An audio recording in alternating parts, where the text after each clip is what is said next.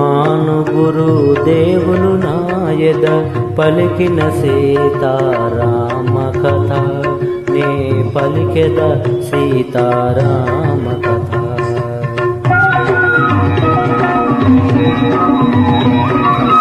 శ్రీ హనుమంతుడు అంజనీసుతుడు అతి బలవంతుడు రామభక్తుడు లంకకు పోయి రాగల ధీరుడు మహిమోపేతుడు శత్రుకర్షణుడు జాంబవదాది వీరులందరూ ప్రేరేపింపగా సమ్మతించెను. లంకేశ్వరుడు అపహరించిన జానకి మాత జాడ తెలిసికొన.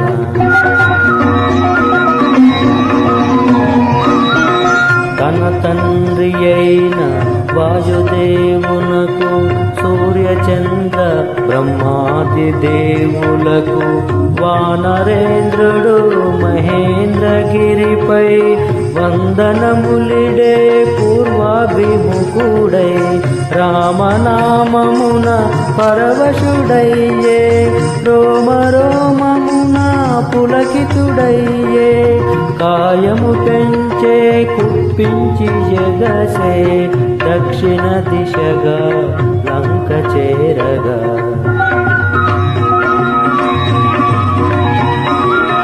పవనతనయుని పదగట్టనకే పర్వతరాజము గడగడవనకే ఫల పుష్పాదులు జల జలరాలే పరిమళాలు గిరి శిఖరాలు నిండే పగిలిన శిలల ధాతువులెగసే రత్నకాంతులు నలు దిశల మెరసే గుహలను దాగిన భూతములదిరి దీనారవముల పరుగిడి బెదిరి.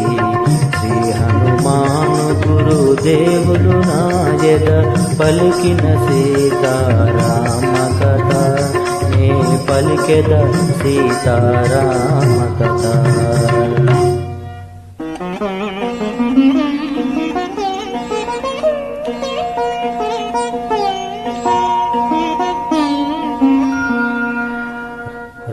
రఘుకులోత్తముని రామచంద్రుని పురుషోత్తముని పావన చరితుని నమ్మిన బంటుని అనిలాత్మాజుని శ్రీ హనుమంతుని స్వాగతమిమ్మని నీకడ కొంత విశ్రాంతి తీసుకొని పూజలందుకొని పోవచ్చునని సగర ప్రవర్తితుడు సాగరుడెంతో ముదమున పలికే మైనాకునితో.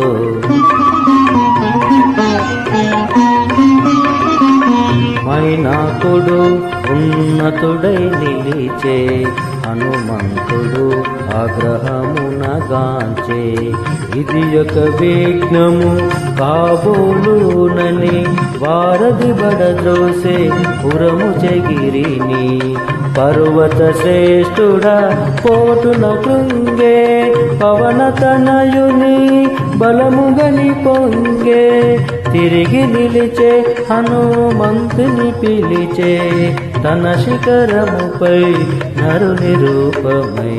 శ్రీ హనుమాను గురుదేవులు నాయద పలికిన సీతారామ కథ నే పలికెద సీతారామ కథ.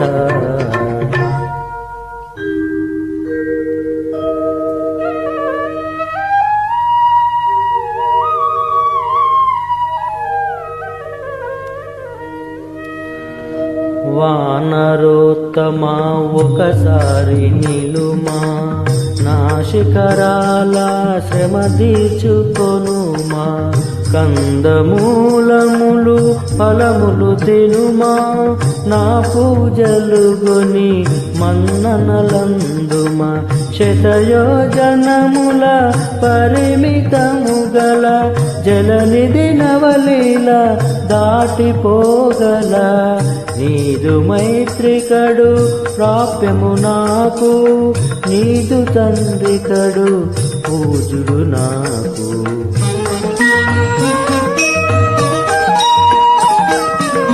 పర్వతోత్తముని కరమున నిమిరి పవనతనయుడు పలికెను ప్రీతిని. ఓ గిరీంద్రమా సంతసించితిని, నీ సత్కారము ప్రీతి నందితిని. రామకార్యమై ఏగుచుంటిని, సాధించు వరకు ఆగనంటిని. నే పోవలే క్షణమెంతో విలువలే, నీ దీవనలే నాకు బలములే. శ్రీ హనుమాను గురుదేవులు నాయద పలికిన సీతారామ కథ, నే పలికెద సీతారామ కథ.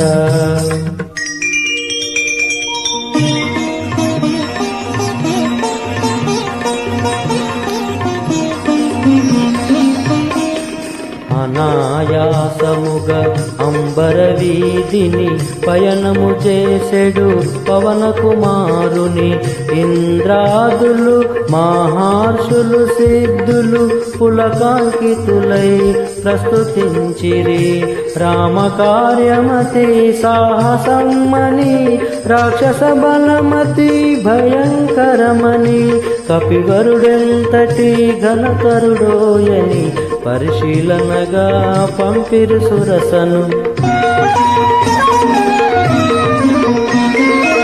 ఎప్పుడో నన్ను నిన్ను మృంగమని వరమొసగి మరి బ్రహ్మ పంపెనని, అతిగా సురస నోటిని తెరచే హనుమంతుడలిగి కాయము పెంచే.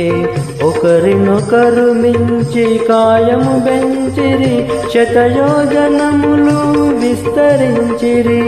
పైనుండి సురలు తహతలాడిరి, ఇరువురిలో ఎవరిదో గెలుపనిరి.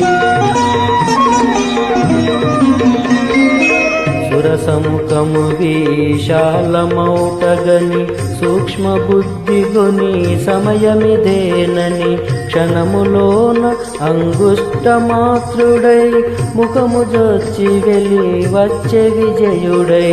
పవన కుమారుని సాహసముగని దీవించే సురస నిజ రూపముగొని. నిరాలంబ నీలాంబరముగనుచు మారుతి సాగెను వేగము పెంచుచు. జలనిధి తేలే మారుతి ఛాయను, రాక్షసి సింహిక అట్టె గ్రహించెను. గుహను బోలు తన నోటిని తెరచెను, కపివరుణ్ణి గుంజి మృంగజూషెను.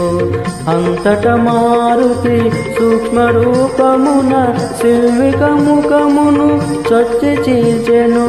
సింహిక హృదయము చీలికలాయను, సాగరమున బడి అసువులు బాసెను. వారిది దాటెను వాయుకుమారుడు, లంక చేరెను కార్యశూరుడు. నలువంకలను కలియజూచుచు నిజ రూపమున మెల్లగా సాగుచు. త్రికూటాచల శిఖరము పైన విశ్వకర్మ నిర్మితమైన, స్వర్గపురముతో సమానమైన లంకాపురమును మారుతుగాంచెను. శ్రీ హనుమాను గురుదేవులు నాయద పలికిన సీతారామ కథ, నే పలికెద సీతారామ కథ.